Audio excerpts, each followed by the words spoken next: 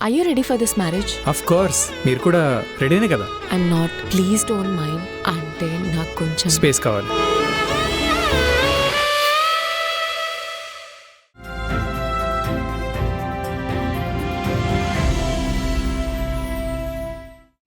Nuts too healthy for మీ.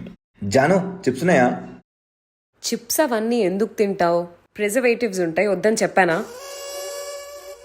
సరే ఏమైనా order పెట్టుకుంటాను, నీకేమైనా కావాలా? ఉప్మా చేస్తా ఇప్పుడు. It will be light on the stomach Ajju. Biryani is so heavy. సరే కాఫీయా ఇటీ? Jeera water. Jeera water. Also stop drinking milk. This person when she was my age 3 AM కి బిర్యానీ తినేది, ఇప్పుడు 8 PM కి ఉప్మా అంట. బా ఫైనలీ వీకెండ్ రా. ఏంటి ప్లాన్స్? లాండ్రీ చేయాలి, బట్టలు సార్ట్ చేసుకోవాలి, సమ్మర్ క్లోత్స్ అన్ని పైన పెట్టి వింటర్ క్లోత్స్ అన్ని కిందికి తీయాలి, లియో వాళ్ళకి స్నానం చేపియాలి, కొన్ని సాక్స్ ఇంకా ఉతకాలి, షూస్ అన్ని సార్ట్ అవుట్ చేసుకోవాలి, ఇల్లు క్లీన్ చేయాలి, బూజులు చాలా దులపాలి. Too many things. కొత్త షో కూడా వచ్చింది, అది కూడా కవర్ చేయాలి. యా నేను క్లబ్ హాపింగ్ అనుకుంటున్నా, యూ ఇంట్రెస్టెడ్? నో అజ్జు, వచ్చిన మ్యాక్స్ ఒక క్లబ్కి వచ్చి ఒక్క వైన్ గ్లాస్ తాగుతానేమో కానీ క్లబ్ హాపింగ్లు అలాంటివి చేసేంత ఓపిక టైం నా దగ్గర లేవు. ఇన్ కేస్ చేస్తే నెక్స్ట్ హోల్ డే నాది దొబ్బుద్ది తెలుసా. I can't risk that.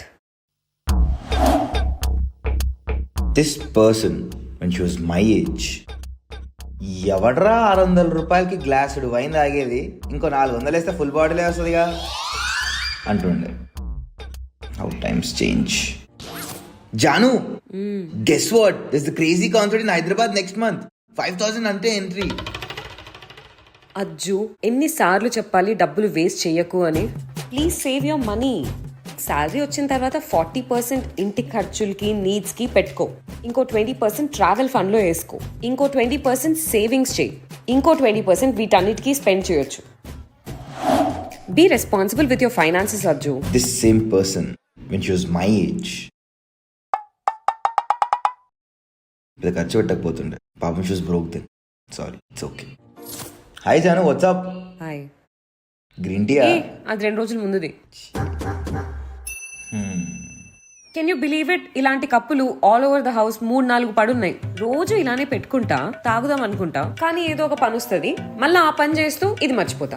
And suddenly I have like so many things I have to attend to. For example like mummy daddy, Sushant వాళ్ళ మమ్మీ డాడీ, కజిన్స్, రిలేటివ్స్, వీరొక్కటే కాకుండా we have just friends, we have work friends, we have friends kids, too many people Ajju. అసలు నాకంటూ టైమే దొరకట్లేదు తెలుసా ఈ మధ్య. And I'm always on the phone. ఎన్నిసార్లు ఫోన్ పక్కన పెట్టేద్దాం, ఈ రోజు ఫోన్ ఫ్రీ డే అనుకుంటానా, రింగ్ అవుతూనే ఉంటది. Someone keeps pinging me. I just need a day for my self before I go mad. చాలా ఫ్రస్ట్రేషన్ లో ఉన్నావే. And can you believe, nail polish తీయాలని 2 weeks నుంచి అనుకున్నా, అండ్ అసలు ఇప్పటి వరకు నెయిల్ పాలిష్ కూడా తీయలే.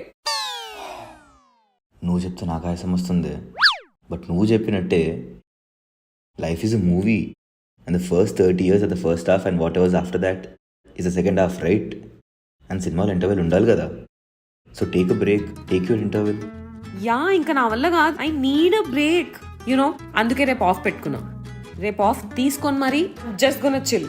నాకు నేను టైం ఇస్తా. నేనేమైతే చేద్దాం అనుకున్నానో అవన్నీ రేపు చేసేద్దామని ఫిక్స్ అయ్యా. That's the spirit. You do that. The next morning. Bye.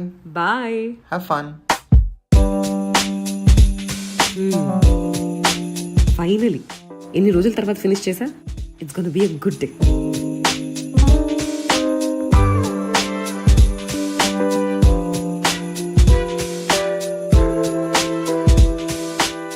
Everything is expired. God,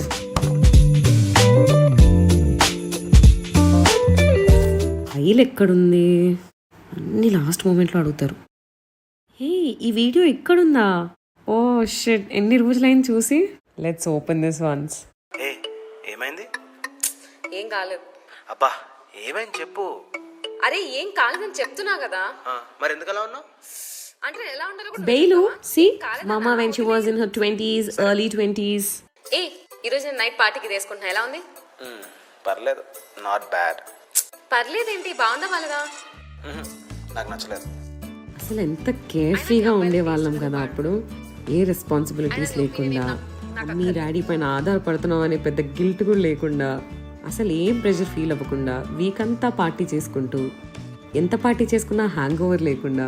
oh god, I think it was a great time. ఎవరేమనుకుంటారు, ఎలా జడ్జ్ చేస్తారు అని ఏం లేకుండా భలే ఉండేది. ఇలాగే టైం నడుస్తుంటే నేను 40s ఎలా ఉంటాను? Thriving 30s? I remember. Oh God, how I miss these days. Hey, ఈ వీడియో ఎక్కడుందా? ఓ షిట్, ఎన్ని రోజులైంది చూసి. Let's open this once. ఏ ఏమైంది? ఏం కాలేదు. అబ్బా ఏమైంది చెప్పు. అరే మళ్ళీ ఒక్క ఛాన్స్ వస్తే అలా వెనక్కి రావాలని ఉంది. Now I'm in my 40s. దీన్ని బట్టి మనకేమర్థమైంది?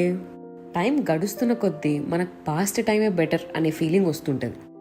కానీ మనం 30s, 40s, 50s అని కాకుండా ఇప్పుడున్న టైంని ఎలా వినియోగించుకోవాలి, ఎలా హ్యాపీగా ఉండాలి, ఈ మూమెంట్ అనేది ఆలోచిద్దాం. సరే, ఫస్ట్ ఈ ఫైల్ ఎత్తుకుదాం. ఒసే, ఏంటి నీ యాంటీ సోషల్ బిహేవియర్? నువ్వు రాలేదని మొన్న ఎంత ఫీల్ అయ్యారు తెలుసా అందరూ?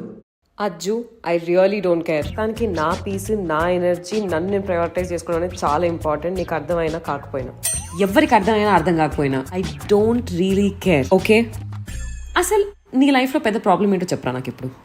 The biggest issue you have right now is socialising. గట్టిగా మాట్లాడాలంటే కొద్దిగా లావయ్యా.